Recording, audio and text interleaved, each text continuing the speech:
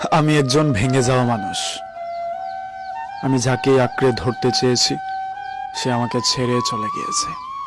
যাকে আমি ভালোবাসা দিতে গিয়েছিলাম সে আমাকে কষ্ট দিয়েছে। একটা মানুষকে আমি ভীষণ রকম ভালোবাসতাম, সেই মানুষটা যখন আমার হলো না তখন আমি অনেক কষ্ট পেয়েছিলাম। আমি একা হয়ে গেলাম। তারপর আমি একটা শালিক পাখি কিনেছিলাম। শালিক পাখিটাকে আমি সারা দিন কথা শোনাতাম। একটা সময় ও কথা শিখে গেল, আমাকে ডাকতে শুরু করলো। তখন তার প্রতি আমার ভালোবাসা আরো বেড়ে গেল। এভাবে কিছু দিন চলে গেল। তারপর একটা সময় সেই শালিক পাখিটা আমাকে ছেড়ে চলে গেল।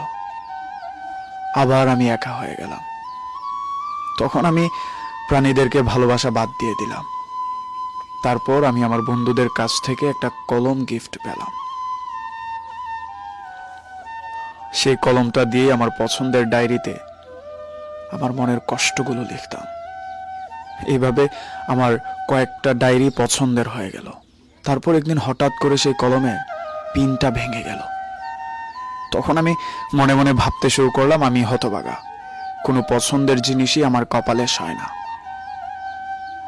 তারপর সব বাদ দিয়ে একা বদ্ধ করে থাকতে শুরু করলাম।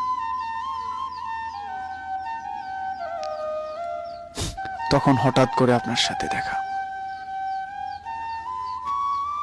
আপনাকে আমার ভালো লাগে, আপনার সবকিছু ভালো লাগে, তবে প্লিজ কখনো আমার সামনে এসে ভালোবাসার স্বীকৃতি চাবেন না, কারণ কোনোভাবেই আমি আপনাকে হারাতে চাই না, অন্য সব জিনিসের মতো।